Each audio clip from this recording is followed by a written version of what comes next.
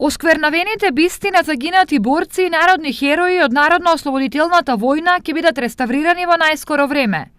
Академијата за ликовна уметност при УГД ќе ја обезбеди работата, а општина Штип материјалите за работа, велат од Сдруженијето на борци од НОП. Обнова на бистата на Васил Дуганчински, Милојко Пантелич и другите бисти ги дадат материјали, а ние веќе наш делегат има разговарано со деканката на Академијата за ликовна уметност и тие се имат нафатено да ги направат бисти.